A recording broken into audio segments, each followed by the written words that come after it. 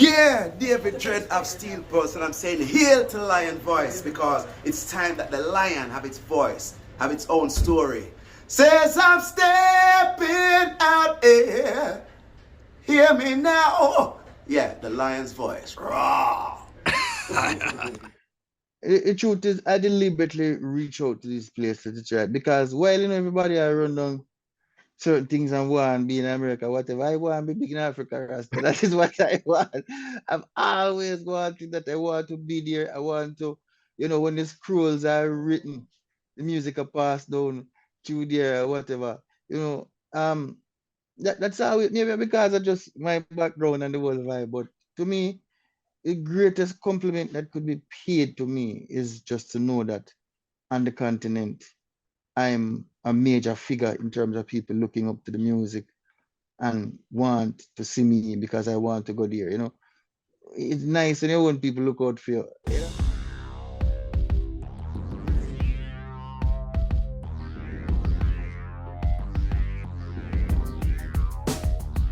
Well, Lion Voice, tell them that's the people first choice. Lion Voice, make the lioness them feel nice. Lion Voice, with the lion cubs we sacrifice. Lion Voice, got to show the people them the life. Lion Voice.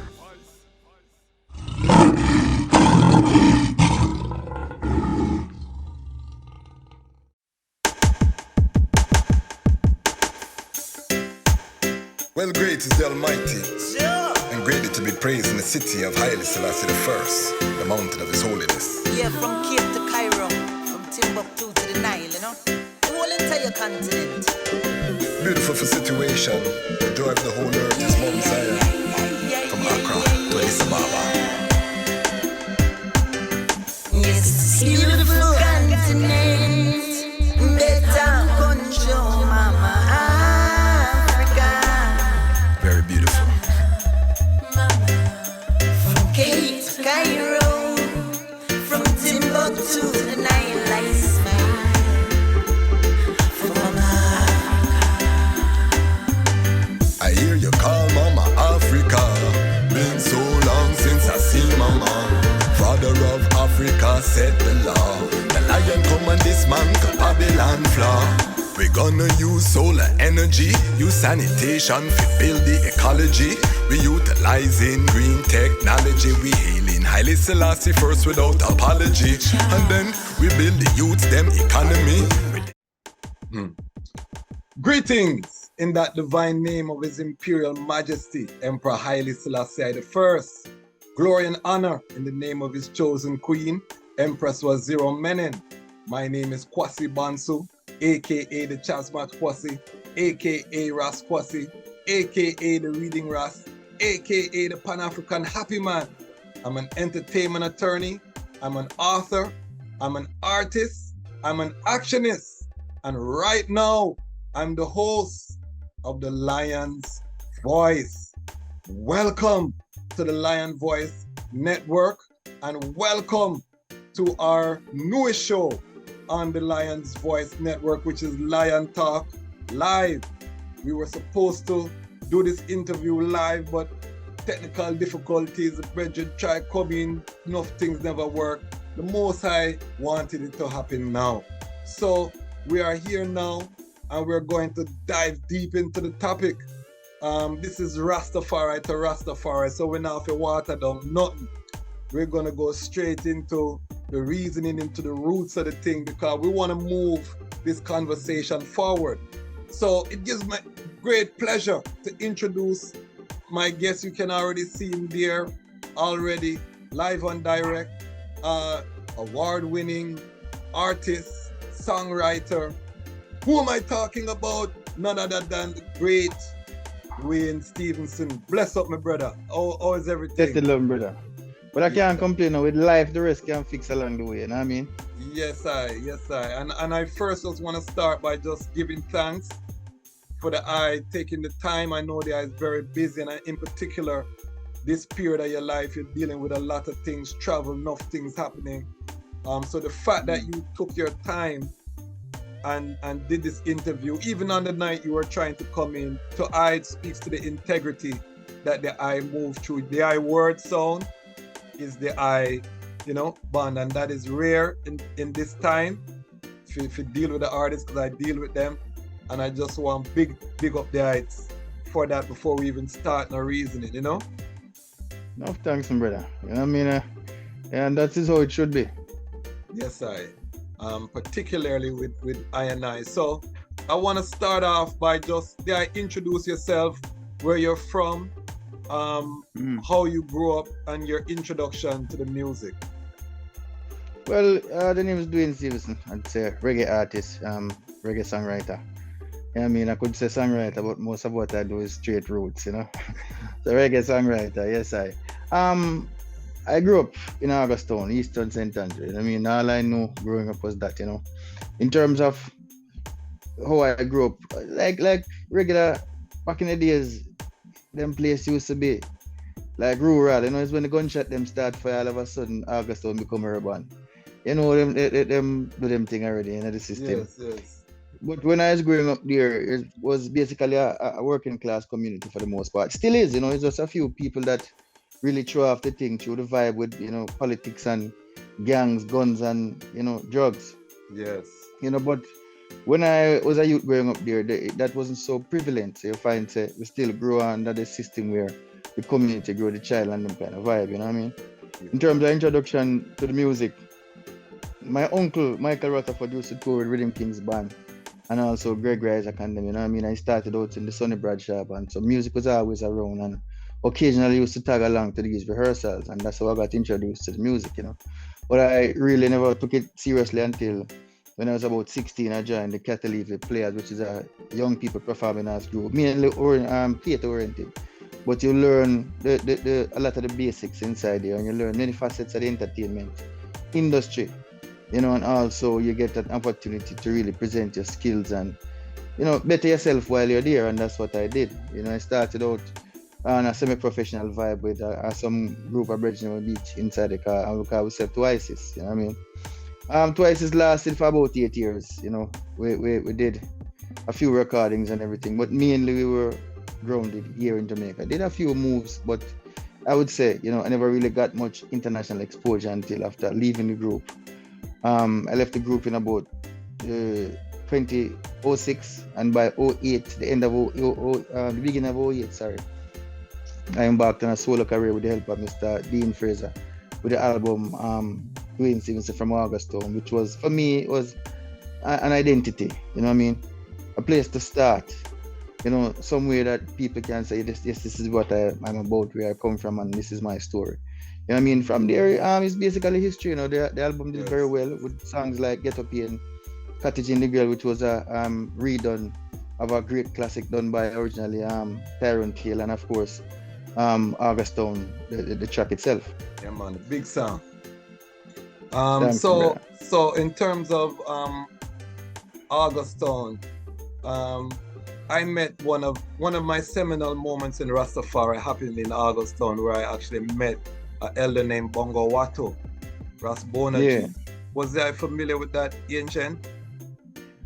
No, at the time when, Dreadites was a powerful movement, and all of course they used to all gather down by University Bowl on a Saturday morning and everything. My father was a part of that, the movement, you know what I mean? A lot of, along with many of his friends, through the JC connection. And people like Peter Phillips and them used to kick ball up by there, and I used to go through with them goes. So they are really senior people for man like me, you know what I mean? Okay. But, I was around because, as I say, Augustown itself played a integral part in, I mean, how many places in the country can boast a boy, I have a place where Rasta strong called Dreadites. Yes. I mean, those days, a lot of even those Rastas were university graduates and things like that. Yes. I've heard of it. Yeah, man. I definitely want to dive into the history of that. And then, of course, when people hear Augustown, they think of Sizzla Kalonji. Were they familiar with Sizzla from them time there? Yeah, man, me and Sizzla, we pretty much grew up together, man. I mean, he lived on then the property, most of what he owns right now used to be owned by my family. So we used to go down by his place, down by the spring that travels through there. Of course, we shared class 1 or 2 years because both of us also went in the same grade, same year, everything, at New Providence Primary School. You know what I mean? So I knew him from Miguel Collins days.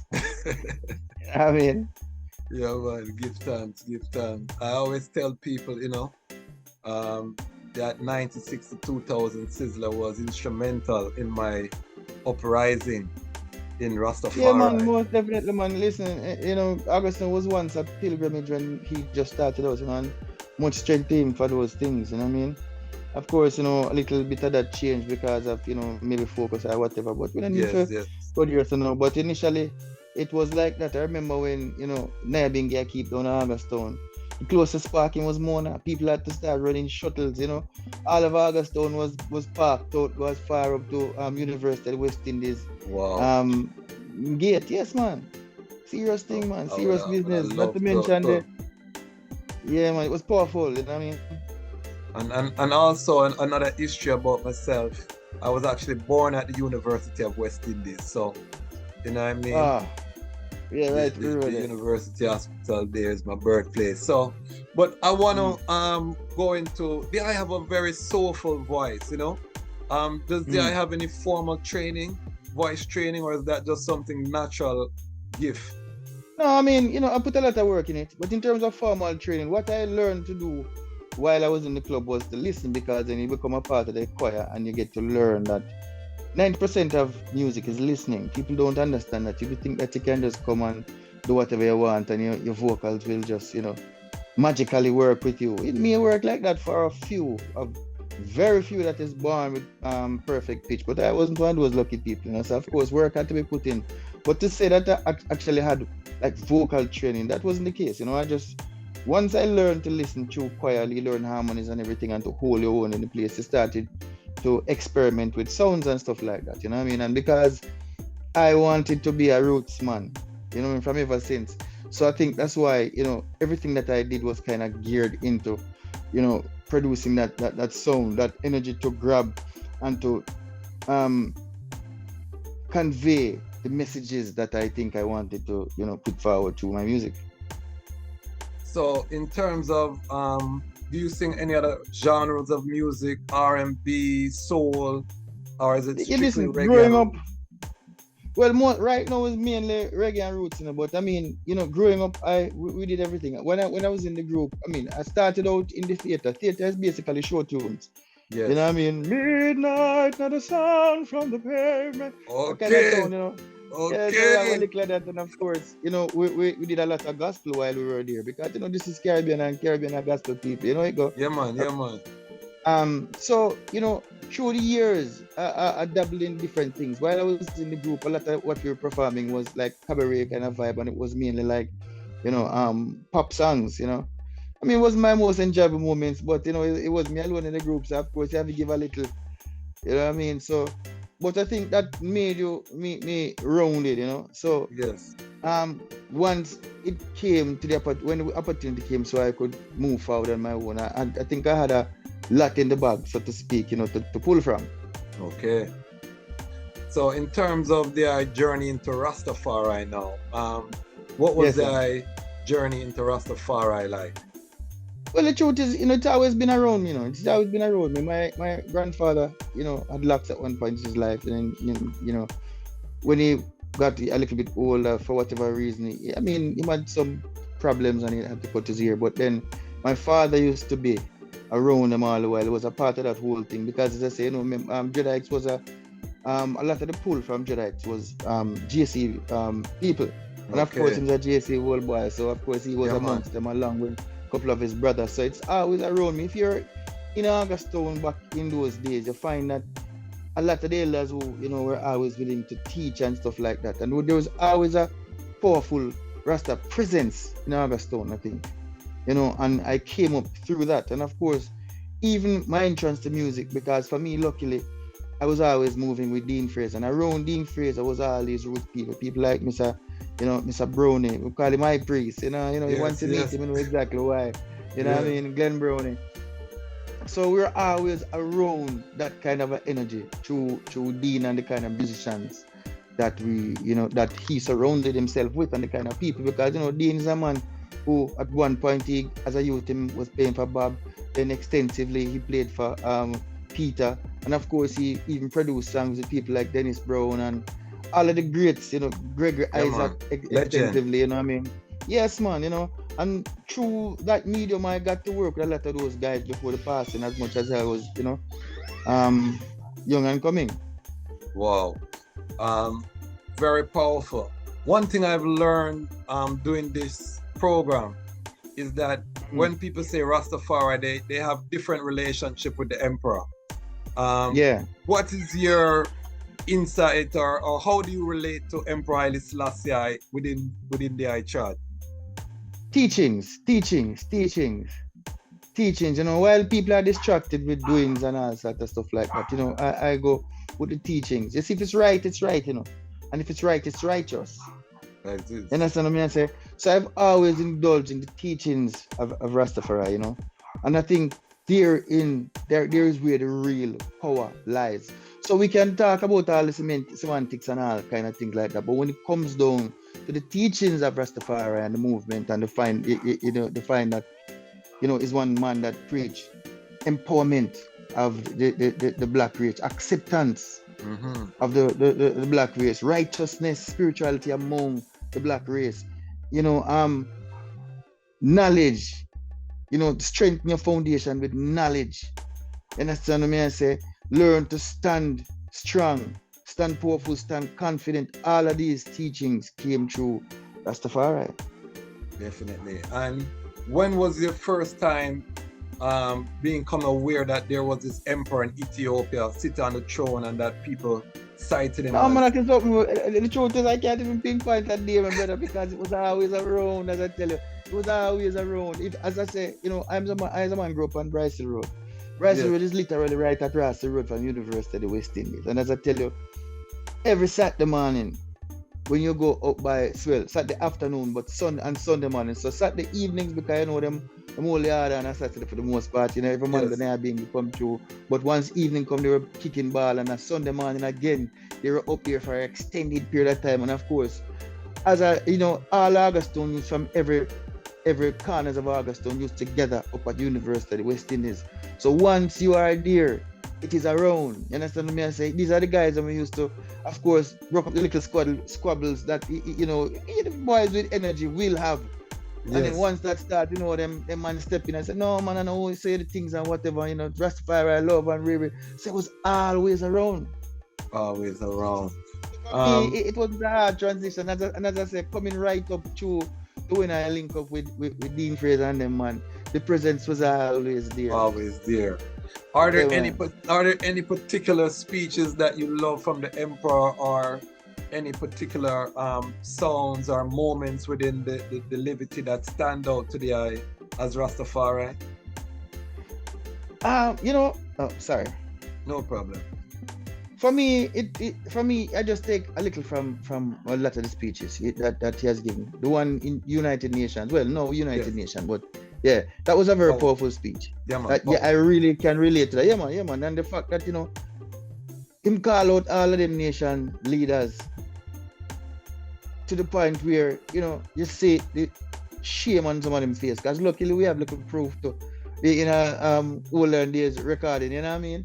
Not as graphically beautiful as today, but we saw enough to see that. Listen, when a man from a place like that, from a little place like that, can come in front of all of these great world leaders and show them, say, boy, wanna go out with the foolishness, the knowledge wanna claim so wanna have, it's all a lie, it's all a facade and everything, and you need to step up and be better than that in order to bring the world together. And without that, you're going to fail. Without that, you're going to see exactly what we're seeing today. Definitely. And we know the great Robert Nesta Marley immortalized a part of that speech in that song War. Man. Have you ever considered, with your level of voice, and I'm planting a seed here, so too, have you ever considered taking a speech of His Majesty in the same type of regard and putting it to song format? Yeah, it has crossed my mind. It has crossed my mind, but because a lot of what I pull from is reality, and I tend to twist words in my own kind of way, Yeah, like I wrote a song and performed a song called Nature Boy, you know what I mean? Back in the days, a lot of people keep asking, what is Nature Boy? Because the man same name George Bush, which is, related to nation, but look what he has done. You know what I mean? Oh. So with all of these things, I take a lot from life. So there's still time yet. There's still time yet, and I'm not ruling it out. I am definitely not ruling it out. You know what I mean? I would put like a #1 song if you do that, because this is what that's especially why now with what's going on, you know, sometimes this is what I'm you have saying. to do these things. And You you have to see, do these things in order to move it and step it up another generation. Give it new life. We shouldn't need to, but we do need to. I'm telling the eye, and you see with that little opera voice where you bust out, then me know say your range no normal. You understand? Me know your range no normal. I'm an artist myself. I hear the tonality. Yeah. I was listening to your catalog in relation to that. I said, this man have an angelic voice. You know, so I'm planting that seed here on the Lion Talk. Yeah, man. Put His Majesty word sound into music, our #1 song, we say it right here. But this brings us into our topic of discussion for this interview, because we want to talk about Rastafari, reggae, and the way forward. So I was just establishing a foundation for the reasoning in terms of the chad into Rastafari, into music. So the two sides, and now we want to look at, and I want the idea, I tour the world. I heard on good authority from someone who was very active in Africa that the guy is one of the most requested artists in Kenya. So I don't want nobody feel like he's a local Jamaica artist or him thing no global. How, you know, you look at the landscape, you come up with legends, you have worked with legends. How do you look at the current landscape in terms of Rastafari, the music?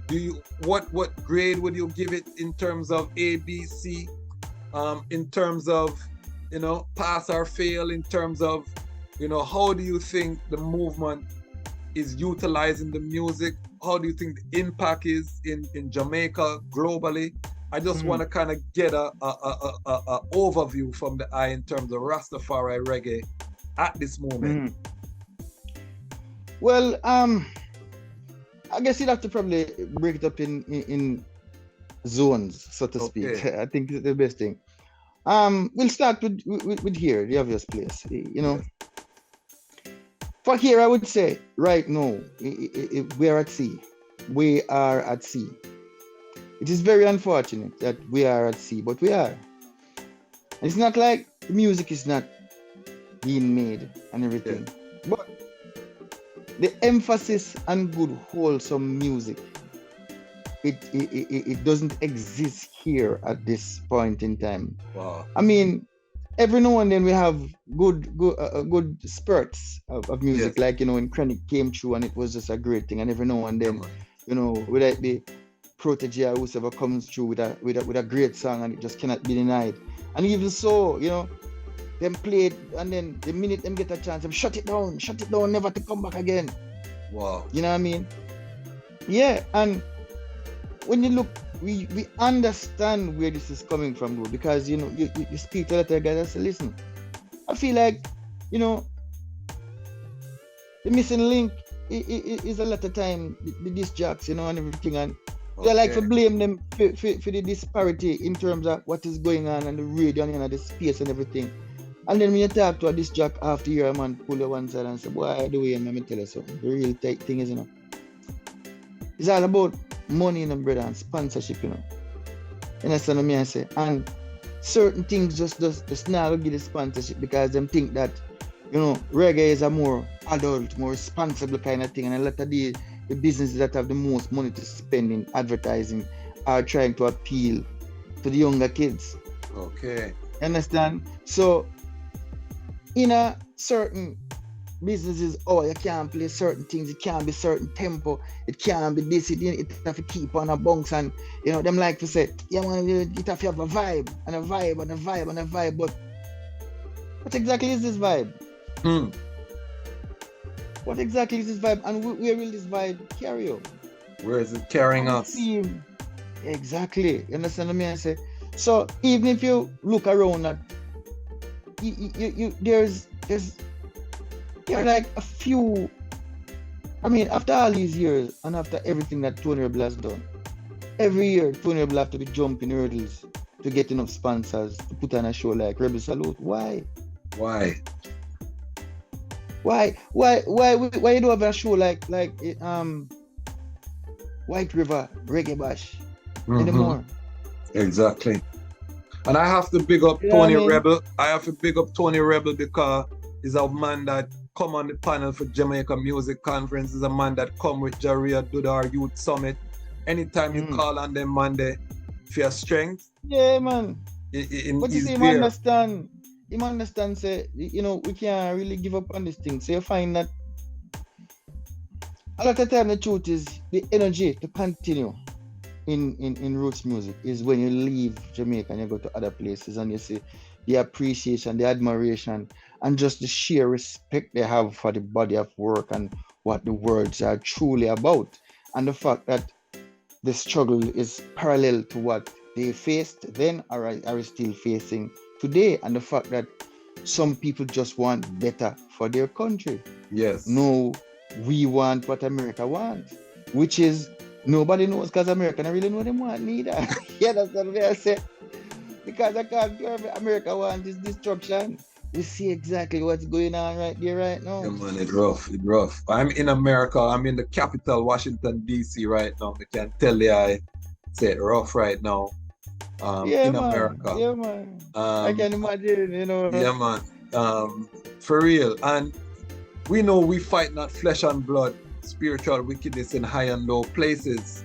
And from what they are saying, you know, sometimes this is manifesting in terms of an economic interest where the brands that are supporting the music, funding music that might not be the best for the society, for the quick return on investment, the quick ROI on investment. Thank you very much.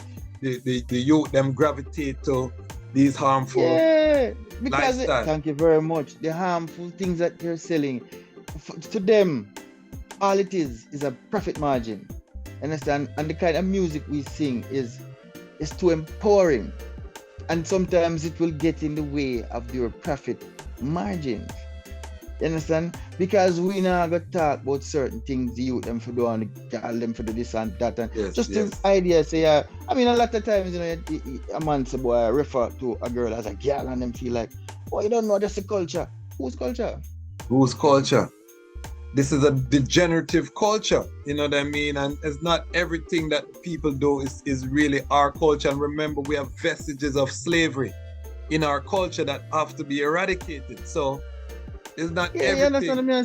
So certain things, because to me, the same energy you take me say girl, you can simply say girl. You know what I mean? Yes. Point is that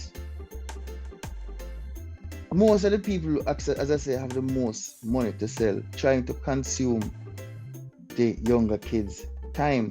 And the earlier them do it, the better for their margins. Okay. Because once you get the youth them on a level spiritually and educationally and just keep them confident, you find that they're going to be making a lot of decisions contrary to what a lot of these major companies want and to lead down the road, because a wholesome company that is a must to live don't need to advertise as much as the ones who is definitely tainted and is just play the devil's ball game. And them need to really advertise and them have the money. So they come right down to that. What role does government play in terms of mitigating some of this or investment? Do you think the government has done enough to invest? No, man, them hide a lot of things under free speech.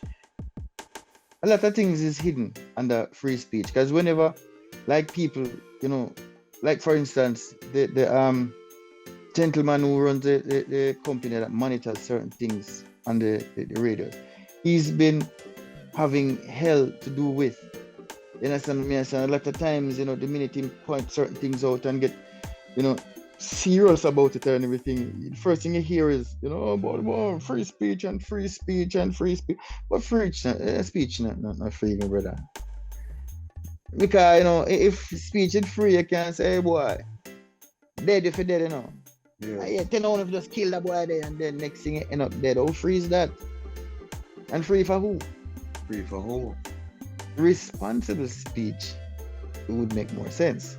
Yes. You understand what I mean? So a lot of things is hidden under that, I think. So you find when it comes on to it, a lot of the stress we have faced with certain kind of music and certain kind of content comes down to profit margin. Yes. And therein lies the challenge that we face. One of the things that I speak about on this channel is something called purpose over pumpo. Meaning, a lot of, as you said, the girl argument. It used to be one time that it was the dancehall artists that were in this realm. We now start seeing Rastafari artists kind of gravitate into this type of messaging. So, my brother, let me tell you something.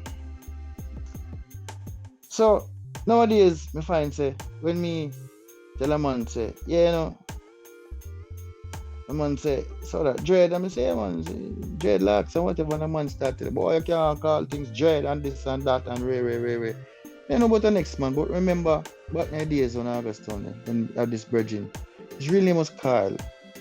That's a boy, you couldn't call him Carl. You have to call him Dreddy like everybody else, you know what I mean? And when Dreddy died, it was like everybody in Augustone, especially on Brycel Road, lost a part of them soul. Wow. Because of what Dreddy represented. And then, so nowadays I find say, a lot of games are played with narratives and reggae thing, and the youth them say them a Rasta invest in all of the wrong things. A man decide to, the system this, and I'm not going to do certain things, and one education, and because them a teach a Babylon things. Brother, to me that's an excuse to be lazy. Yes. To be worthless. Yes. And then the next thing everybody try to do is to be intimidating. No. How you gonna say I love through intimidation? You hear what Hitler? How that work out? How you gonna try to say you love me and you try intimidate me at the same time? How it gonna work out? How it gonna be inclusive? How can I not be repulsed by what you are trying to do? How can I not now resist? Which is a lot of what Rastafari have faced these days. Resistance because of a lot of these guys going around say them a Rasta, and every time is a serious face, and if someone, boy, you can't smile so much in a Rasta. What does that mean? I don't understand that. I remember when I was going from New Providence back in the days, and every now and then, you name off the little lunch money because it never much to begin with. And you're walking down, heading to Augustone from Old Ligani. And one thing you pray to say on the way, especially when you reach right under the aqueduct, the university, under them dark trees, is a Rasta man for trad with. Dread you want to see, for trad with Dread down the road, and you know, Dread is always such a powerful spirit and being, and it means peace, and it means security. Security. Becoming good with everyone. You know, I tell them Rastafari is security for the youth them. How Rastafari became intimidated. A man feel like say, revolutionary means, you know, angry and violent and whatever. That is not what it means. No. Sometimes it comes down to violence, but what Rastafari preach is the empowerment, even Baba and all them, the empowerment of the mind first. Knowledge is real and true power. And through that you can get the most angry man, the most serious man with them gun. And if you talk team with enough, you know, respect, love, passion, empathy, him can be the next Rasta man. Well, Rastafari proved that. Yeah, Rastafari proved that in Jamaica in the worst garrisons. Yes, my brother. You know what I mean? The history is very clear in terms of the impact of Farai. I know enough elders and they tell me the tradition. You know, I've been into Garrison region and I feel nothing but love when I go into these communities. You know what I mean? Because of the Rastafari banner where we fly. That was a diplomatic passport to get to them Rasta. And you know, it hurt my heart because I lost a brethren to gun violence in Jamaica, and I couldn't believe how them killed a Ras. He was the head of the Ras Tafari Youth Initiative Council down there. They were doing some powerful work right on Marcus Garvey Drive. Man, them kill him, man. You know, it was a big blow, you know, to enough youth down there too, and but it showed the lack of respect that this generation of youth have, you know. But and you see, it starts somewhere. It starts, so we can't make it look like I just see them fault alone. When you, as a Rasta man, invest in a intimidation and them things. Yeah, man. Anything that people find intimidating, the one thing what them want is it out of the way. Yes. You understand me? I say you can't spread love and, you know, equality and all the things that we like. We sing about, we talk about, we preach about, and yet still it cannot start with intimidation. It cannot start with the lack of knowledge. It cannot start built up on lies and disrespect. It cannot start that way. Yes. And love is militant. And I tell people, one of the things that the emperor did in the mid 70s, when the whole thing, he took a militant stand for peace. This is one of the reasons why they said the emperor was senile, because he refused to use force against the student uprising. He refused to crush the Derg, even though the majority of the military was still loyal to him, and they were coming to him, telling him, and him say, I refuse, you know, if the people want the revolution, I will stand with the people. And this is why you hear that they said the emperor lost his mind, but he took a militant stand for peace. And we know that that's how it is. The mark the perfect man, behold upright, for the end of that man is peace. So that militancy, as you say, peace can be that militancy. I say right now the most revolutionary act a black man can do is to lead a black family. That is 100% true. You see what I say? Because that is what we're lacking. True. We cannot build a nation if we have broken homes. And right now in Rastafari, this is one of the things I'm rallying against on this channel. In Rastafari, I'm seeing the same broken homes, single mothers, all of these things that I'm seeing out in Babylon, and we're burning Babylon. But our own home life is not good because man is trying to be gallus. Man want have 4 or 5 homes and you can't afford to maintain those homes, you know what I mean? So we have a lot of breakdown, which I think some of it is being promoted by the music, and this is why I bring a man like the here to talk about. Music is promoting where, you know, big media and big company try to, because the truth is, you know, I talk to a lot of these youth, and as much as enough people feel like them youth are just going around frivolously and just doing whatever, when you really talk to them, to a lot of them, say, boy, listen, a long time you sing good tune, you know, and rave, and them now play my good tune, you know, and an idea. I've heard that as well. Me have a mother who me try to get out of certain things, and would I love for all of my youth come them now if you go through certain sufferation.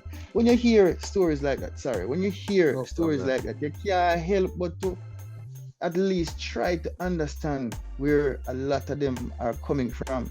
You just let them fall prey to the system. You understand what I mean? I say? And it's very unfortunate. It's very unfortunate. So we have to go figure out how we have to fix it from the roots level. It's important.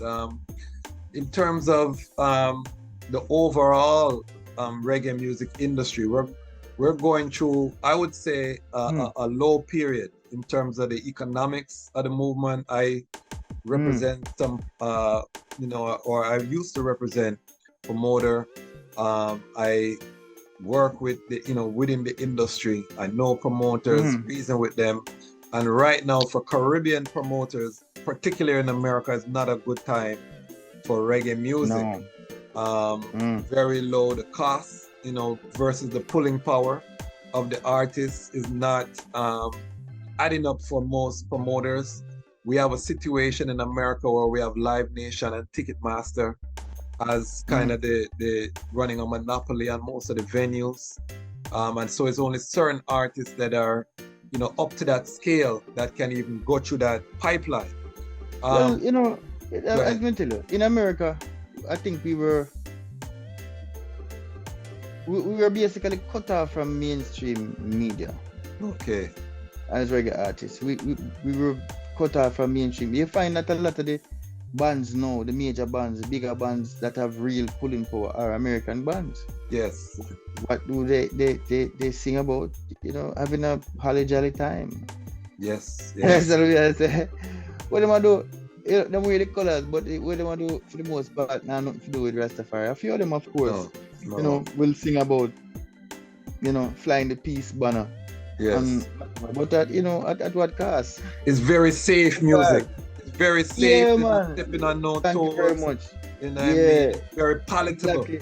Yes. Yeah, so what we try to do now is try to sideline all that is, you know, a force against the system. Yes. And I can't exactly say it's just, you know, it's just reggae alone facing that, because I've seen the death of rap music, Yes. you know, replaced by hip hop. Don't think it's the same thing. Don't for any Okay. moment in time, because remember, rap music was the force of positive change to black people. Now that was the anger of the youth and all them things. Now I mean, see the man them take time till them turn it into this very strange things. You know, kind of like a reflection of the dancehall, you know, where, you know, all sorts of things are going on. And because them have more visuals, it look even more terrible. Yes. And, you know, where is rock music? Remember, rock music was the white version of the rage against the system, you know, because I used to listen to a lot of them content and everything, and them used to be serious revolutionary music and drive it for change, and even the Migla, all of the protest and everything, you know, rap music was the background of a lot of that. We are there today. Yeah. You know what I mean? I say, so all of it to me is, I think, is a system set up to kind of, you know, mute certain things. You understand? But we are getting my helping hand with a lot of the content and the behavior of people who were supposed to be, you know, the fruits of Rastafari. My thing right now, I think we have to invest in ownership. We have to build alternative pipelines. You know, That is true. Some of the work I've been doing. We have the association of Rastafari created. We've started a trade association to start to you know, build out that infrastructure. We actually just had a member meeting with Rastafari TV. We're going to be collaborating with Rastafari TV, because I do believe we have to build out our own ecosystem. We have to aggregate our market, because right now we're so dependent on other third-party platforms to get our message out there. That is 100% true. Yes, and we have not invested in building our own platform. So even if the mainstream cancels us, because remember, we're in the age of direct to consumer. You know, the internet provides you an opportunity to connect direct to your consumer without going through a third party, so to speak. Yes. But I don't think we have caught up with the times as Rastafari. We know that the call was to organize and to centralize. However, I don't think that we've done that, and this is why we haven't. We're still in. Light the eye. This is just a little intro, you know. Don't think you're gonna get rid of me after this interview, because we have a larger plan that we are enacting. Even my creating this YouTube channel is because we don't have Rastafari. You know, we have vloggers and things, but in terms of that vision for where the movement is going. This channel is about the building of Zion, because if we're burning Babylon, I always say, what is the alternative that we're building for the youths? What does that look like? Very much. Practically, you know? And the music is the soundtrack of this repatriation, of this building. When is the last time we heard a repatriation song come out of Jamaica? Tell me, Bridget, because you know better than I. Bro, you know, I have heard them, and they come out the studio. But them don't come out the radio, I can't tell you that much. It's because I'm there, you know, I'm there in the studio, because, you know, I do a lot of writing. I still do background music and everything. Yes. I'm, you know, between the Taj Recording Studio to Penthouse to even down at Tough Gun to run at Grafton. So a lot of the iconic studios, we still rove in between and still sing a lot of background through being in all these different places and different artists. But once it leaves the studio, many times you never hear it again. Wow. What is the last big repatriation song that I can remember hearing coming out of Jamaica? People, I want you to note the pause. You know? I want everybody just note the pause. Yeah.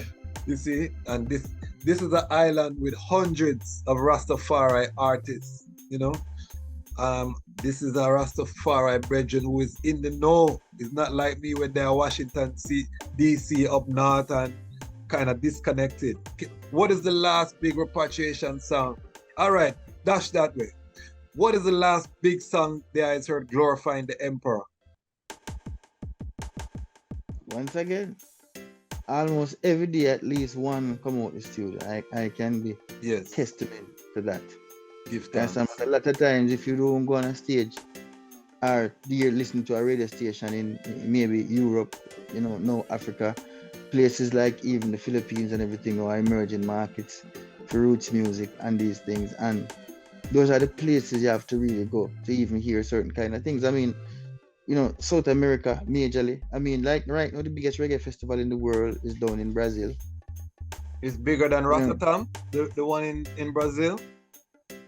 Oh yes, man. In terms of a one-time audience, because Rotterdam spreads out over a couple of days, but that's a one night show, and it is the biggest one-night reggae show in the world right now. Reggae Republic. Reggae Republic. You see, people. Reggae, this is the value of Duane Stephenson, because he's not a man we're on the periphery. You know him I talk about. You understand? And I'm a man who test people as an attorney, and the man know him I talk about. So we say Brazil have the biggest one-night reggae show. Yes, they do. Wow. They do it out in Salvador. And this is, you know, we know that reggae played a role in the liberation of South Africa, Southern Africa. It was a soundtrack of the fight against apartheid. No man more vocal about them things international at the time. Outside of Miriam Makeba, and you know, as vocal as Peter Tosh. You see? There's not a second man that could rival Peter Tosh to a man who leak out on the apartheid system in music and stage, all major stages in the world. Or do we have any artists singing about the African crisis or situations happening now, or the unification of Africa? Well, I've done that. I've always been doing that. People like me and Luciano put out tracks. As I said, these songs, I hear them in the studio. You just don't hear them on the radio. On the radio. So this underscores... So there's a great divide. Yes, this underscores the need for us to own our own platforms. Because if these songs are not making it to the mainstream, it is uncontested that there is a global audience that seeks Rastafari content. This to eyes, there's no question. Rastafari music makes billions, not billions, millions. Let me be modest. It makes millions of dollars every year. If we just look at the Bob Marley estate alone, which probably accounts for a great portion. But Rastafari content is in demand globally, and what the eye is saying is underscores the need for us to create our own platform and to gather that market so that they have a place that they can find these songs, so that when artists like yourself are recording these songs, there is a place to go. And I want to big up, I know Muta Baruka has recently launched his radio platform, and you have others that are doing similar type of works, and we'll get Muta Baruka was at the launch of ARC, the Association of Rastafari Creatives, so big up Muta for that strength. And we have a lot of others who are making the effort, but I think we need to aggregate these things together. So I'm hoping that I will spread the sound that we have a Rastafari Trade Association for creatives, and our aim is to really just bring everything in a one, so that the audience, we can develop these platforms to really take it to the next level. Let me talk about how you became one of the most requested artists in Kenya, because I've gotten this on good information. Someone that who knows the African market highly, she said, Duane Stephenson, say promoters always reach out for this brethren in Kenya. How does that link with Africa and in particular Kenya? How do you create that link? I think it's just the kind of music that I stay consistent to. That has always been the thing, and the truth is, I deliberately reach out to these places to chat because while everybody I run down certain things and want to be in America, whatever, I want to be big in Africa, Rasta. That is what I want. I've always wanted that. I want to be there. I want to, when the scrolls are written, the music are passed down through there, whatever, that's how it, maybe because of just my background and the whole vibe, but to me, the greatest compliment that could be paid to me is just to know that on the continent, I'm a major figure in terms of people looking up to the music and want to see me because I want to go there, It's nice when people look out for you. Yeah, man. What countries have you been to? What countries in Africa have you been to? I've been to Gambia, I've been to Zambia, I've been to South Africa, and I've been to Kenya. But I need more. Yes. Yeah, man. Trust me, it's always. I think the first time I went here, I was a little bit disappointed because I went there alongside the Whalers, and when we got to there, we went to Victoria Hotel, which is a major thing, right? Like literally the property of the falls. And I was quite disappointed because when I got there, I realized that we were going to do a show for a major bank out of Europe. Why? Okay, trust me, man. I was so upset. Of course, a good show. You're glad that people really reach out and want to hear the music, but it's because I wanted to just be amongst the people, hear the stories. Yes. Really get that wholesome vibe, you know what I mean? That man. Where I search for, your soul I search for as a black man, you know what I mean? Yeah, man. It was a different thing, even to the point where me and one of the guys had a little bantering going on because I went up to him asking, what's the name of the falls? And he keep telling me Victoria Falls, and I keep looking at the man and I said, listen, man, brother, I ask you, what is the name of the falls? It's Victoria. I said, bro, get me, man. Yeah, I never started this back and forth thing till me I have to tell him, I said, brother, let me tell you something. The Queen just come the other day. What was it before she came here? What the natives call it? And him start dead with laugh. And then he would start to tell me and explain the whole thing. I say, that is a long time, Rasta. Me can ask you, what's the name of the fall at Victoria Falls? And everybody know that kind of foolishness. Does that make sense? Who is Victoria around here? That jump in, brother. Who is Victoria around here? I try to mash up history till, but the truth is, if you name the place, brother, put it back to the original name, man. I swear to God. And that is gonna happen. I'm confident across the continent. Yeah, man. All of them names they got erased. In terms of your Africa experience, talk to me about your most memorable Africa performance. For me, it was the first time I went into Kenya. You know what I mean? The kind of love and just respect we get from the average man. I found myself, most of what I was doing was, I can't wait to leave the hotel that was staying at to go walk up and down amongst the people. You know what I mean?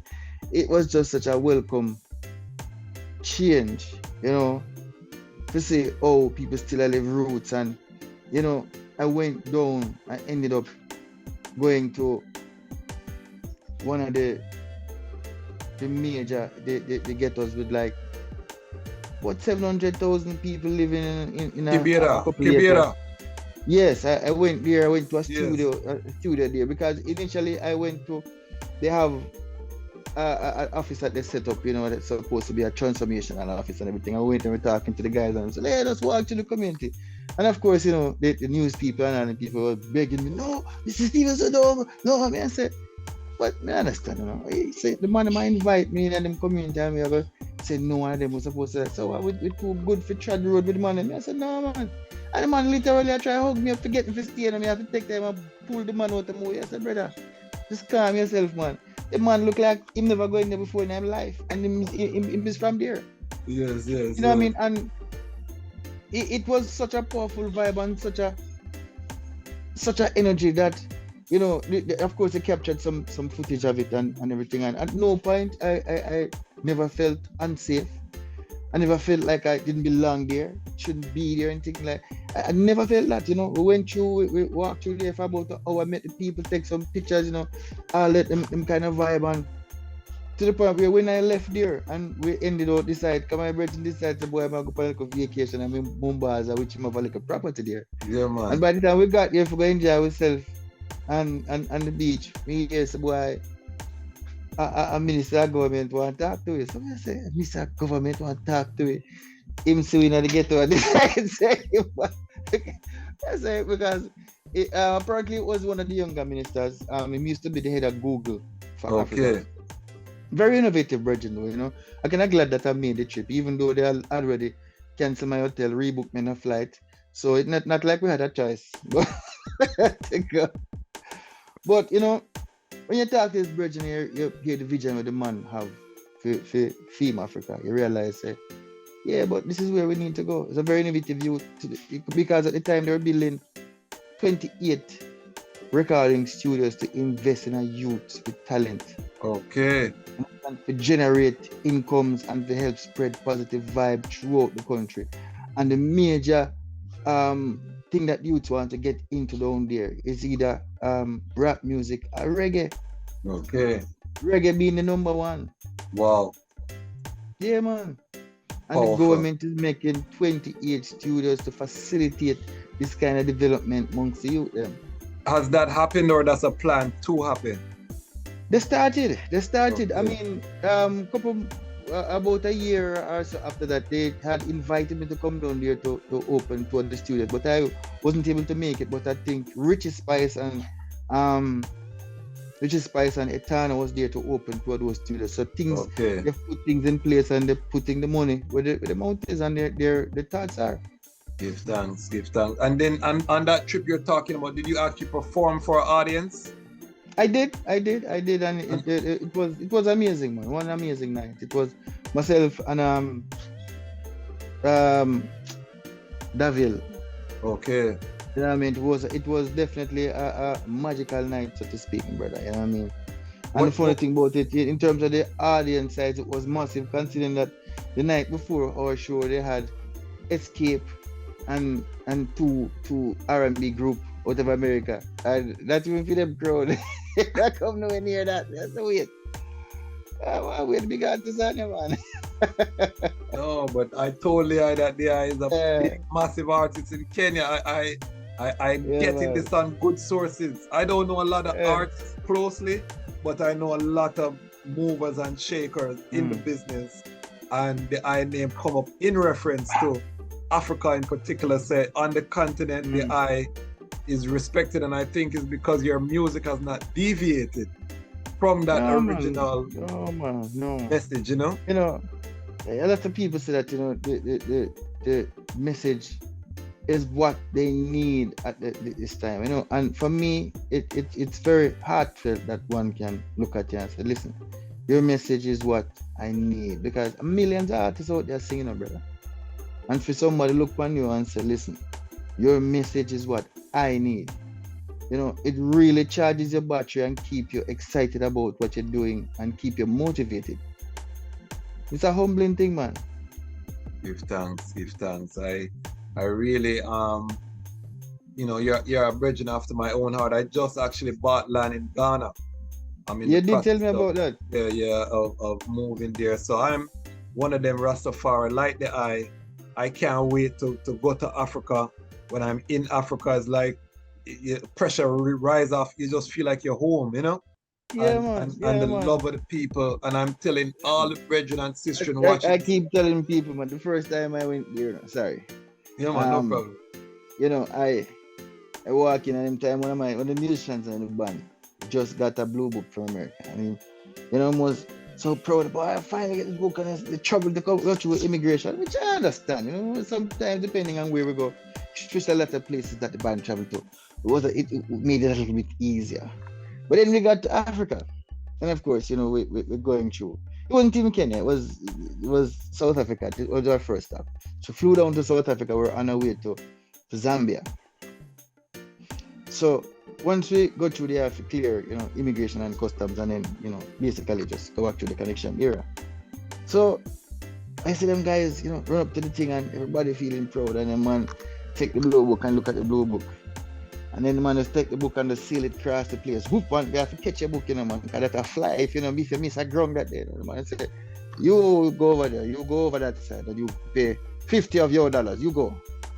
And the man, when I'm not talking, them just run, you go over there, say, go pay the money, man. Dash your passport, yeah, and pay a blue book and fly, but the place, so wait. So, I go with my book, I've make money and everything, and man take the book from me and look on the book and look for me. I close the book and say, welcome home, my brother. You need not pay. I'm just gone. I say, yeah, brother, I want to say now. Yeah, my hype, man, my hype. The hype, man, you know what I mean? So, it's a good, and it happens in every African country that. Yeah, man. Like. I think it's a policy, yeah, because when we went to Kenya the first time, me and a brother named Ken Ring from out of Sweden go down there. He's part Kenyan. Yes. But every time we go, him have to pay $50. So of course him going through, and he gave me $50 because I never had it is actually 50 euro. Yeah, I never have no euro cash like that on me. So, and him don't take kronas, Yes. So he gave me like 50 euros. So when I got round to weigh the bags, I still had the 50 euro. So I'm say, wait, so we have money. You thought you said you never have any cash. I say we never have anything. Man say, so you didn't pay? Man say, no, them just say, welcome home, my brother. What them tell you? The man cost the whole time, man. And so every time I come here, man, I got to pay. You come here free. I say, yeah, brother, that's where I belong. and it's not just Rastafari, it's Jamaica. They really love Jamaica. Not only Jamaica, but Caribbean people. I think once you're Afro-Caribbean and you go there, that is the policy to welcome you home, to make you know that this is where we still have respect and we love you, and we know the journey and we see the movement. And this brings us full circle, because I think a lot of that love was born through the music. Yes. We were singing about Africa when it was not popular to sing about Africa. Before there was Afrobeats, where take the place right now. The only music that used to mention Africa in a positive light, other than we have the great fella Kuti, but his music was very critical of African government. But the music that sung of this one vision of Africa, the united Africa, the aspirations of what Africa can be, was coming reggae out music, all man. Roots music. Yeah. Yes, and this is my concern, because if the music is just being made in the studio and it's not reaching there, we have a cause for concern. Right now, Afrobeats. Afrobeat it had to have, for how long those people been trying and everything, and their experimental sound. I think it's just their time now, and I love to see what is happening with the music, and it also kills a narrative that I've always thought, because a lot of times people saying that, certain music, when you talk, say, listen, try to clean up the violence and certain outright things. Boy, no man, cause you have to talk about them thing there. When you say I go shot man in the head and them brain and jump out like Jack in the Box and them thing there, and you go say, because that is what you grew up. I mean, look what's going on the ground in Nigeria, and you've never heard an Afrobeat song till you go pull gun shoot nobody. Never. According to what the critics are saying and the naysayers about certain things and the hypocrites, Nigeria must be paradise. Yeah, that's what I say. It must be paradise, but it is a real place. But the people have better aspirations for themselves, for them culture, and for their music. And it's working. Exactly. Don't forget. So I listen. For the kind of talent where our youth them have, especially in the dance and all them kind of thing. I don't know if some of the people we talk this foolishness about, man, just because Ray, and I don't want you to claim me thing. I wonder if it's a bad mind vibe, because me I say, how can you not know that these youth to the kind of talent to them have, them change the content of what them do? These men are them move from era star to superstar in a month, man. Yeah, man. And that is what me want for them, because You know, when you hear just some of the youth, them and all the man, them flow and thing, I know, charismatic, them whole vibe is just listen. If you tweak the content a little bit, you're gone. Gone clear. It's on a fight, you better we want for you. And in America, I don't know about anywhere else, but in America, the Afrobeat is taking that segment of the dance that was reserved for dancehall music. Is getting shorter and shorter in the parties, and that Afrobeat is taking up that slot because people want to dance, they want to be happy, want to enjoy themselves. Thank you very much. Enjoy themselves, and the trap dancehall that is being made in Jamaica doesn't carry that vibe. Yes, one wap wap wap may get through every now and then, and it it's kind of a song. Yeah, but you see, everyone wap wap wap will get you 100 and end up not being heard ever, and then that a 10 youth could have really gone out, they gonna feed them family on a different level, end up on the same corner, I get till shooting go on and him lie down there on a Friday night on the news. And regardless, there are some criticisms about even the reggae revival artists, but one thing I can say, even if those artists don't make another song for the rest of their life, they can tour. They've already built catalogs and a small fan base, some bigger than others, but they've built a fan base globally and a catalog where they could tour for the rest of their lives just on what they've created because they chose to make positive music, and I think this should not be minimized or overshadowed, but minimized by who though? Like, as I say, music have a tendency to take on a life and this one, and once it's out, it's not coming back, Yeah. It's not coming back. So we can go through and talk all the full shit that we want put out, but once good music is out there, good music have a tendency to find its way around. I remember about 3 years ago, little before the pandemic, I was invited to go at Tobago Jazz Festival. The first time going to Tobago, I've done shows in Trinidad, but never Tobago. And how I got there, Fool for You was the number one song. This is 3 years ago in Tobago. Like Fool for You came out on the August album. That's 07, 08. That's what I'm saying. So that's it. Like I did a read-on of members only, and a couple years ago, that came out from like what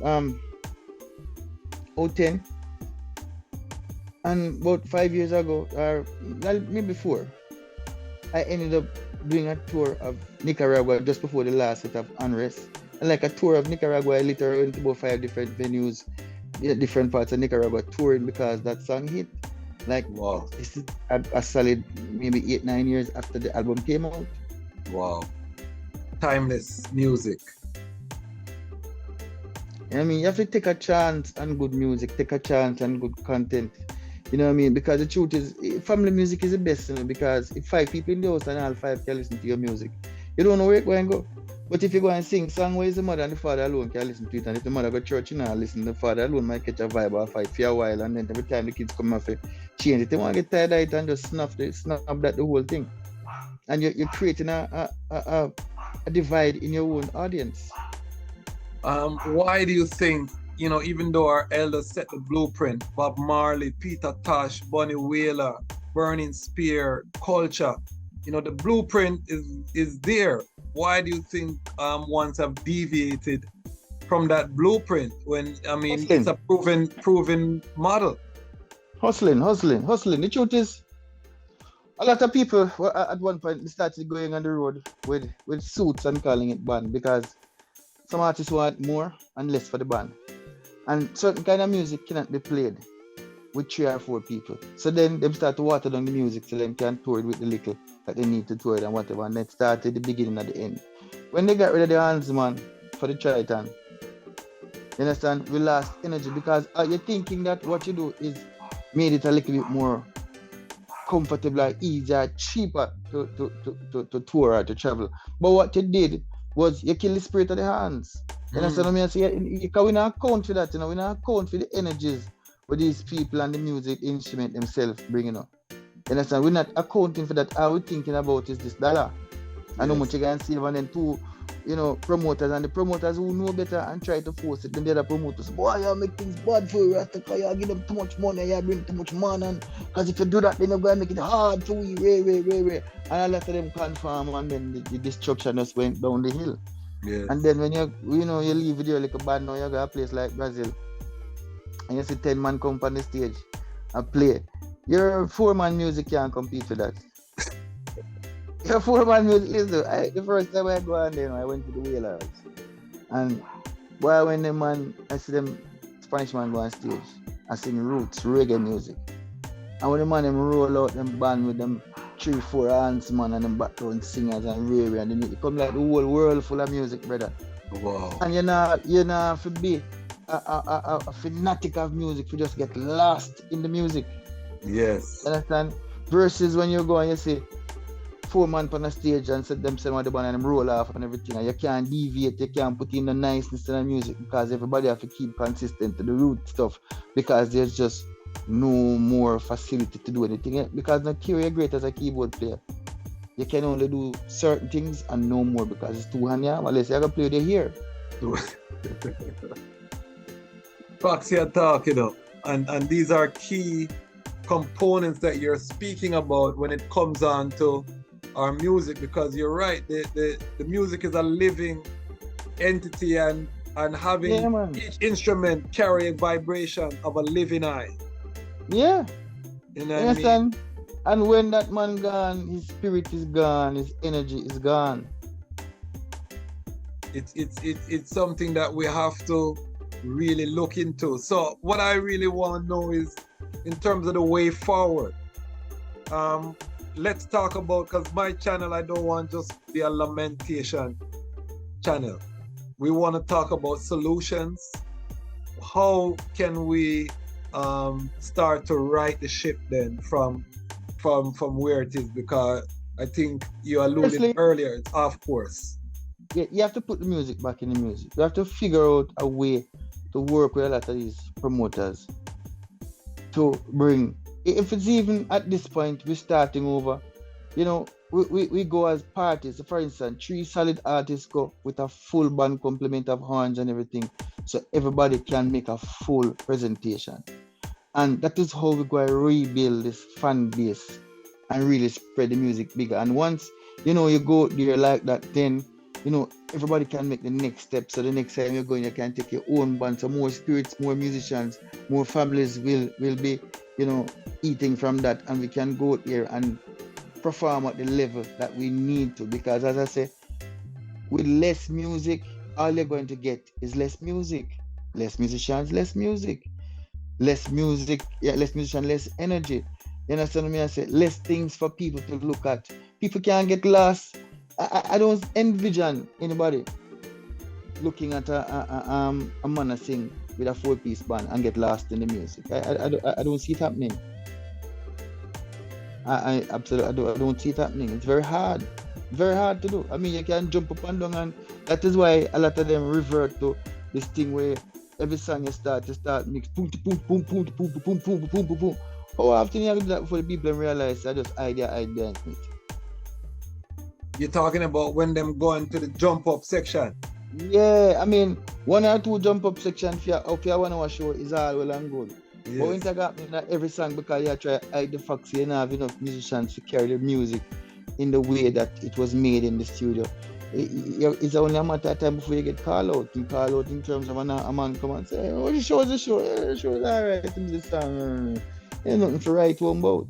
But as I said, I went to Brazil, I don't know these guys, and I remember them because once the thing started in here, how full the whole thing was, it's kind of hard to forget. Okay. And you made a key point, because the background singers, one of the things that set aside even the great Robert Nesta Marley is the high trees. Yeah. That harmony. As you say, you can lose yourself in just the harmonies, and yeah, just like Peter Toucher did have the Tamlins behind him, and when the man there sing a murder, you know what I mean? So even that has a spirit and a life of its own. So Bob Marley was like a show within a show. You have the band, and what the band I do as a show, separating apart from the artist is another show, and then the background singer is like, so it's like a tree show, it's like a combo I get in a Rasta. Combo. You know And what I the mean? IGs them Yeah, well man. synchronized to all steps them and everything. That me I tell you, Rasta. You know, So so the it can, presentation. yeah. And And the truth is, even a lot of the American bands, that is how they are there. A lot of time you go, you see one man play 3 different instruments, and them still have 7, 8 man on stage, and every man singing and thing there. And you get it's a fuller in terms of a live presentation. It's fuller and it's more things to, you know, spark the senses and just kind of wanting creating a distraction. Because and then by the time the show is done, you feel like you're in, you know, you're well entertained. you know what I think the music is missing too. When you listen to roots music in the 70s, like the Mighty Diamonds and them, we don't have a lot of male harmonies anymore, you know? Yeah, you don't have as much as we'd like. We don't. I know. So every now and then, Dean call we like we have a male vocal thing that we between myself, Natel, Dean Fraser, and a Virgin Kate named Chris Smith, and Dean call the Sketalites. That does male harmony, but you know, it's not done half as much as it used to be. I think, you know what I mean. And sometimes it really make a great difference, and it's just a different energy. Because a lot of, you know, the art is about energies, you know what I mean? That is it. And you know, when you hear Abyssinian, Mighty Diamond, it's Yeah, a man. unique tonality, you know, when you have Bongos, all of them kind of things. yeah, yes, man. aye. The male harmonies them are key as well. So in terms of Duane Stephenson now, what does the future look like for the eye in terms of where you would like to take your journey musically? Well, I mean, the thing in front of me right now is I just finished an album with Donovan Drummond and Penthouse. You know, for me, it's a new sound, and it's just doing something else, building up on what it was a challenge. You know what I mean, and I like that. But I didn't deviate too much from what I know, and I've definitely not deviated in terms of the content and stuff. I don't, because I don't do that. You know what I mean? I keep it straight, family music, same way and whatever.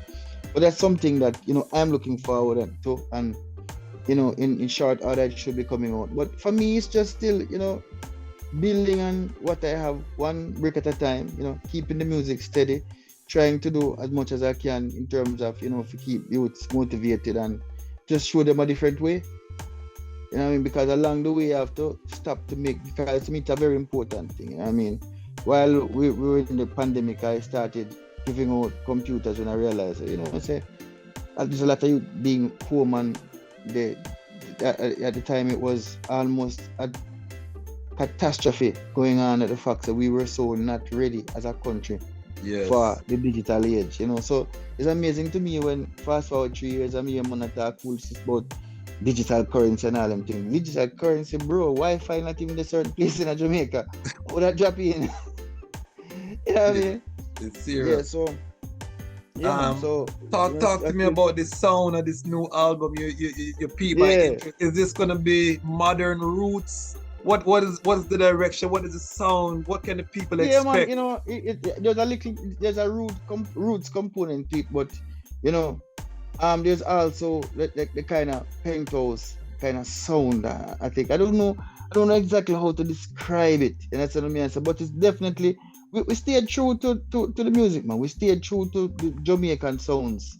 You know what I mean? Whether it be a little bit of a ska vibe, you know what I mean? Some kind of rubber dub thing, them kind of things. So we stayed true to the music, true to the scope of Jamaican music. The only thing that the point yet are mental, but we still have time. and you're always welcome to forward on this platform. We're fairly new, but I can guarantee this will be the largest Rastafari platform. Just come check in a couple of years. Yes, sir. I go see this dog go stop build. But I want to before we seal up, just in terms of the scope of Rastafari, do you see more collaborations with Rastafari artists coming together in the future? Do you think there should be more? Do you think there's enough? Talk to me about the collaborations in terms of artists, Rastafari artists?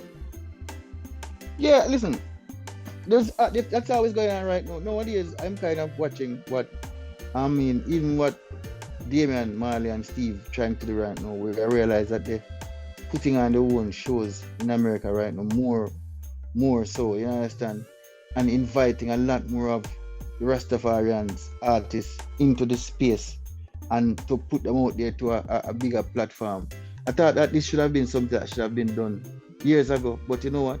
No, it's not too late. And I see a lot more people doing that because when you have certain platform, it makes sense to pull along another one or two, because that's what a lot of the other forms of music does. So definitely, I think this is a way forward. This is definitely a way for the collaboration of, Rastafari roots artists getting out there and building that vibe, that energy, light that fire again. Like what I say? Because as long as we have life, there is still the possibilities and still the opportunities to do just that. And as a brethren who is back and forth to Ghana, I can safely tell you that the return has begun. The diaspora from America, from the UK, from the Caribbean has started to flood back into the continent. And because, of course, it was inevitable. I've seen this coming many years ago. It was inevitable. You understand me? I say it was inevitable. A full circle. Yeah, it couldn't go any other way. This return needs a soundtrack. Because everything we do as Black people need a soundtrack. You know what I mean? Just like in the 70s with the uprising and these things, we provided a soundtrack. This is why I asked you the question earlier about when is the last repatriation tune. These Africa tunes right now more than ever with the rise of Black tourism into Africa, the Black return. Every time I'm on a flight to Ghana, I'm with an African American family that is moving there permanently, or you know? Man, because people can live. When I go down there and see what people living off down there and people living versus like the money where you are spending in America for live 1 month. That's a 1 year money. 1 year money. Less stress. You will live longer because you know if you are about you can actually go rest at night time and you know have to worry about the next bill, because sometimes them bill coming at you in the night like dope, them things are dope, brother. So it had to this I saw this coming many years ago, because once you travel you realize the energy, and then when you go to these different places you hear the rhetorics and you hear people are actually a little bit more open nowadays when you realize that, listen, why are we dying to stay in another these places and take the injustice and all this thing when we can move to a place where they're equal, where we balance? And balance is what most of us really want, because many people not necessarily try superpower thing. The average man does try to find balance, quality, the same thing. Level, same thing. And that's what I mean, I say. So it was inevitable that it would come to this, and I'm not surprised a bit. And it maybe the reason why them don't want to put not fly no plane come straight from Africa to the Caribbean is because they know so them planes soon start go back full one way. A real talk, brother. Yeah, man. Because I say when people, I tell everybody just go see for yourself. Don't go and say you're not gonna come back, because that's what holding a lot of people, because they say once they go they're not gonna come back. But I say go see, come back and then make a plan. The thing that has discouraged many people, I think, is just the cost that they put on getting to Africa. And it should be, because if a man can live from Yasau and Ghana, China, I don't see why Africa no further than China. Exactly. But the cost is expensive. The tickets, plane tickets. It's a deliberate attempt to cut you off. It's a fact you're talking about. All right. Yeah, we're getting ready to seal, but I cannot, because I as a founder of one of the founders of the Jamaica Music Conference, we have something called the Sound System Summit. I myself used to play a little small sound when I was growing up in Canada. Sound system culture is the backbone of the music. I want to know, what is your relation with sound system culture? I also represent sound systems and things in my law practice. In terms of your interaction with the sound system culture, do you cut dub plates? Or do you Yeah, listen? man, listen. I you cut have a dub plate. I listen to dub plate. I try to. If I can even reach a lot of these things, luckily we have the internet right now. You can take in a clash live and all them things, and that's something that I truly love and enjoy. You know what I mean? It is great when you have something that is indigenous to your country. Yes. That has gone to such a broad scope. You understand? So to have something a treasure like that and to say I'm involved, man. I'm involved in the whole vibe, man. I'm involved with it, and it's something that I really love, man. And it's nice because I guess even with the pandemic, it gave a new life, I think, to the sound system culture. And to me, it's beautiful. It was something that was missing. And it kind of, fill up that gap when people started doing, first, all of a sudden you go on the internet and people start doing clash live in them little room and yes. them thing, and I'm on a clash for them room and everything. And, I realized that even after that, no, so you find that a lot of, like some of the biggest dancers right now, an artist dance in New York, 5 sound in there. Yeah, so it's a beautiful thing, and I think it was somewhat of a rebirth of the original style of dancehall, and people find that there's joy in that thing, and I hope we don't deviate from it again as much as we did the last time around. Okay. Which sound can play the most Duane Stephenson on dub plate? Well, I don't know. I mean, most of the sound they play the baddest one, a Mighty Crown. Okay. Okay. Big up Chin and my brethren. I went to Howard. Big up Chin. We're gonna have Chin on this platform soon, for sure. But yeah, man. So talk to me about in terms of dub plate cutting. Do you have a certain style that you use when you're cutting dub plates, or do you have a format, a template, or do you approach each dub? No, man, I've never worked. To me, it kind of annoying to work a template. That's crap. You know what I mean? Yeah. The truth is, for me, singing in your tal keeps you sharp. The idea when do a template and just kind of make it run on your say. John, I know, so I've never had a template. I've seen people do it and I wonder how them so patient. I can't do that. Even if I make a mistake in a dub, 99% of the time, better to start from the top and just go right through and sing it. And I believe in that. So therefore, every sound, you don't know what kind of like a glitch or whatever go and catch the people or whatever. And to me, it just give everyone its own energy. The template don't necessarily allow for that, and I don't do it. Yeah, man. Give thanks. I mean, it's much easier. I mean, the truth is, even if you make a mistake right now, you can punch. Back in the days, not even that you could do Rasta. You have just got you and praise and a mistake they make, cause a much per man dub plate. Them days there's a one-shot deal, so it's even easier right now for we. So if you go at template, to me that's just lazy, brother. No about that. And we give thanks because these are things that we want. I want to let the I know there is the first artist to come on this Lion Talk platform. You won't be the last, of course. Every Rastafari artist will have to come here, but the eye is first, so the eye is in a history on this platform, and part of that was intentional because, like I said, I really respect the eye message.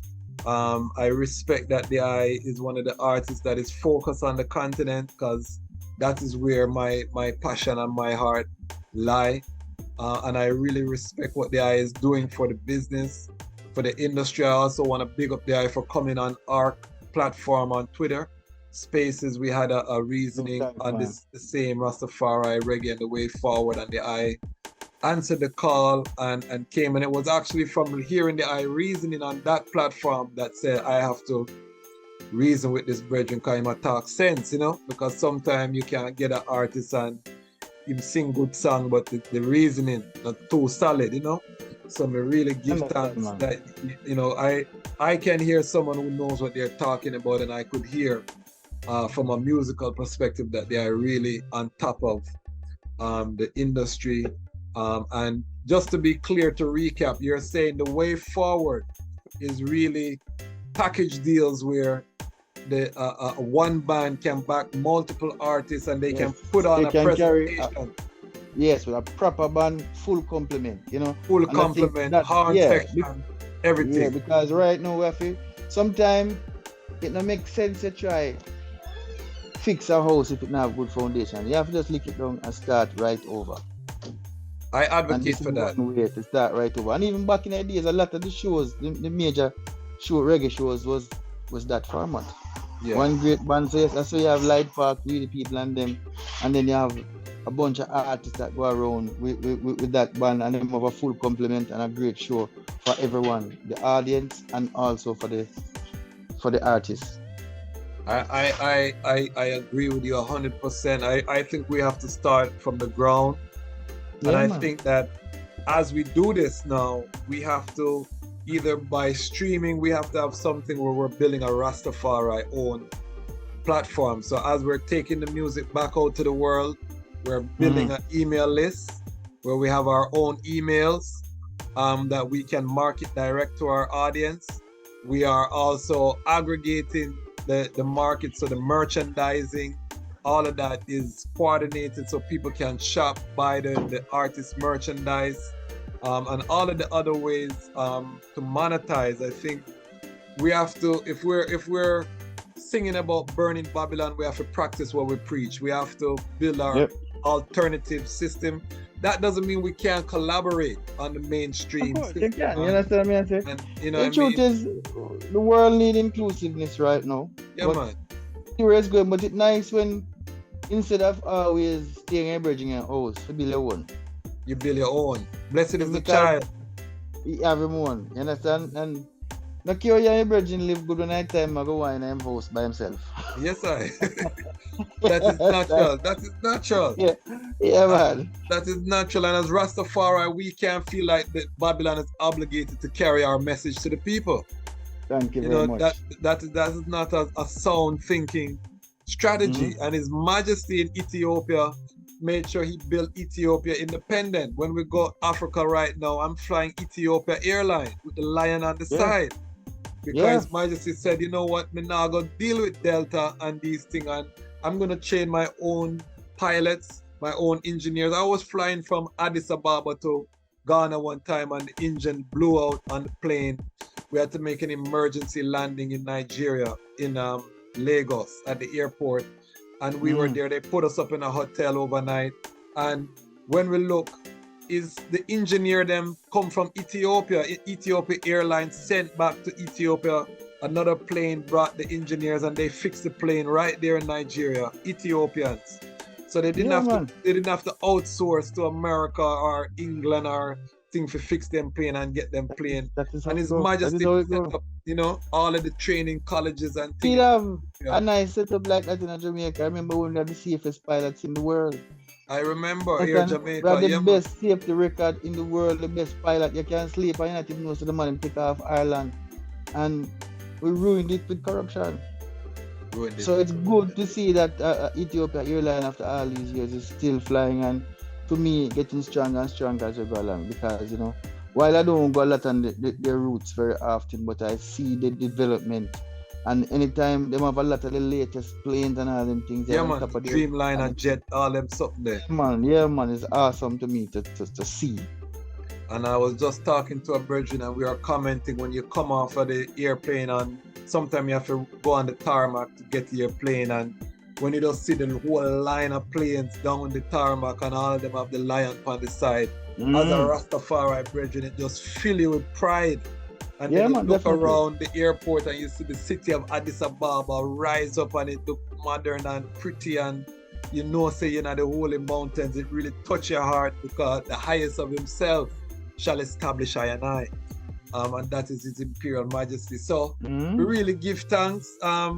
I'm not gonna take much more of the time. I just want I say a final sound to the Lion Pride. That is what we call our subscribers, the Lion Pride. You know, just say your final sound.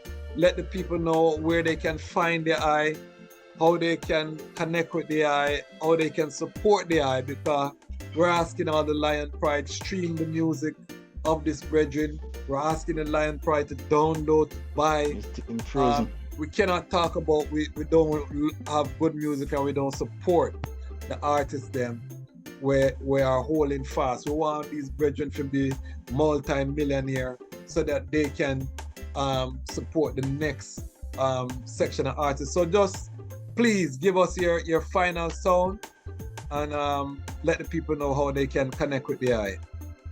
I'm trying to get right back online. Yeah, man, your camera's off. It's all right.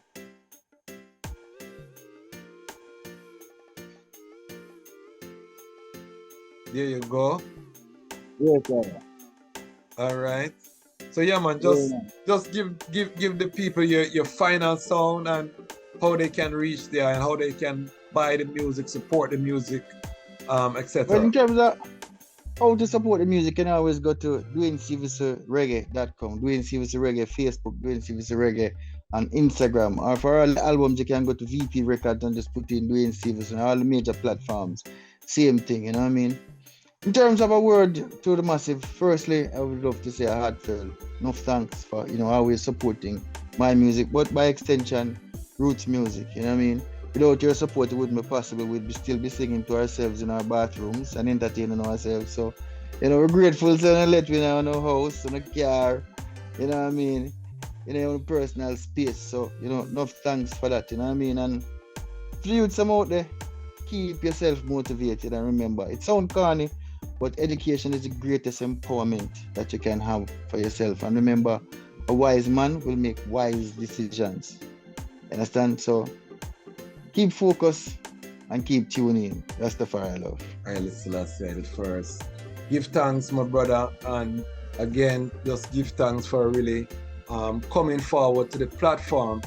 It's very important that we continue to have these reasonings from as Rastafari to Rastafari, because you can see the line of questioning is going to be different when you talk to your Rastafari brethren than if you go to a mainstream platform. We got to talk to the brethren about the emperor, about Ethiopia, about Africa. We never have to deviate into no mix up, not like that, never take place. So, you understand? A real tax. You understand? So we give thanks for the and it's crucial. Why? Because the time has come for the lions to tell our own story. And this is true. The Lion Voice. Lion Voice.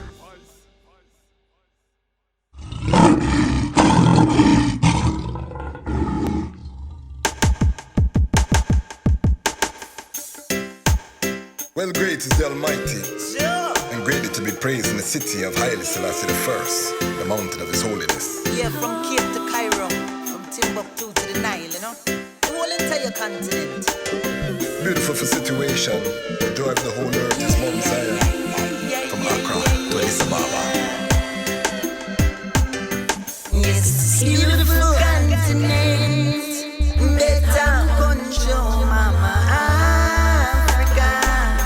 Very beautiful. From Cape to Cairo, from Timbuktu to the Nile, I smile. For Mama I hear you call Mama Africa. Been so long since I see Mama. Father of Africa set the law. The lion come and dismantle Babylon flaw. We gonna use solar energy, use sanitation to build the ecology. We utilizing green technology. We hailing Haile Selassie first without apology. And then we build the youths them economy. We dismantle Babylon monopoly. We teach the youths them how to live properly. Tell them make sure them got the title for them property. yes, this beautiful continent, better control, Mama Africa. From Cape to Cairo, from Timbuktu to the Nile, I smile. For Mama I love you, mama, your heart never harden. I wanna turn all your slums into garden. I wanna stop all of your youths from starving. I wanna stop all of your tribes from warring. So much to say, so many feelings. We both been hurt, we both need healing. Since the League of Nations you've been appealing. You stand up against them backdoor dealing. I hear you call Mama Africa. Been so long since I seen mama. Father of Africa set the law. The lion come and dismantle Babylon flaw. Then I hear you call mama Africa. Been so long in America. Father of Africa set the law. The lion come and dismantle Babylon flaw. So be still, all enemies of Jah. Know that he's the King of Kings and Lord of Lords, the Lion Conqueror. And it was said of Ethiopia, the highest himself shall establish her. His Majesty was born there. And I know that I love you so. There's no place that I'd rather go. Tired of walking through slush and snow. Repatriation, that's a must I know.